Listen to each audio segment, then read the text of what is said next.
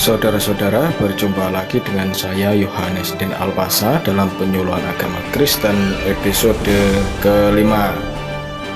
Pada minggu ini kita disuguhkan dengan berbagai berita. Kita bersyukur karena kasus orang yang terpapar COVID-19 mulai turun. Ini menunjukkan kinerja yang baik dari Satgas COVID-19 dan masyarakat. Tanpa masyarakat yang sadar, mustahil kita bisa menang melawan wabah. Kita juga patut bersyukur karena kasus-kasus korupsi juga menunjukkan penurunan. Minggu ini kita mendengar hanya satu kasus korupsi yang mencuat ke media. Kita tahu bahwa sebelumnya sudah banyak pejabat negara yang tertangkap tangan melakukan korupsi. Bupati Kolaka tertangkap tangan minggu ini dengan barang bukti sejumlah uang. Sekalipun kasus seperti ini cenderung mereda, patut kita cermati sebagai bahan refleksi. Saudara-saudara, korupsi juga merupakan pelanggaran terhadap hukum Tuhan. Korupsi sama dengan mencuri hak warga negara yang berdaulat. Dana yang seharusnya dipakai untuk pembangunan malah dipakai untuk kepentingan pribadi. Semakin tinggi jabatan seseorang, semakin besar pula peluang untuk korupsi. Semakin besar kesempatan untuk berbuat sesuatu yang melanggar hukum Tuhan. Demikian terjadi pada Daud. Namun kali ini bukan korupsi yang dia lakukan.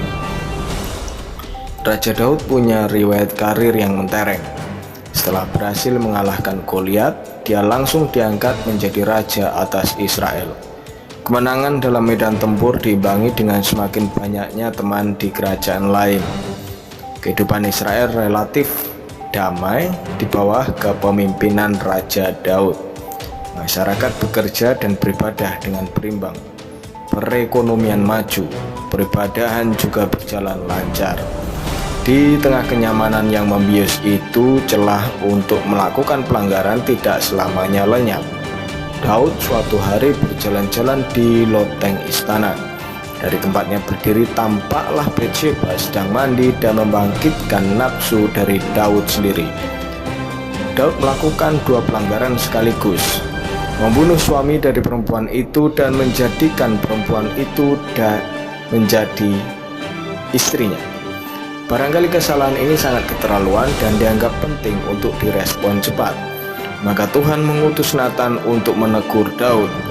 Daud jatuh tersungkur dan tak mampu lagi berkilah. Semua sudah jelas di mata Tuhan. Dari sini kita memetik beberapa pesan. Kemapanan kadangkala tidak selamanya membuat kita kuat. Justru godaan semakin besar. Semakin kita mendapat kebaikan dan keuntungan, akan semakin banyak kesempatan untuk melakukan pelanggaran. Namun di balik itu semua, Tuhan akan menegur siapapun yang berbuat salah. Tegurannya senantiasa membangun, dibuatnya kita sadar, dan kita pun akan diterimanya ketika bertobat. Amin.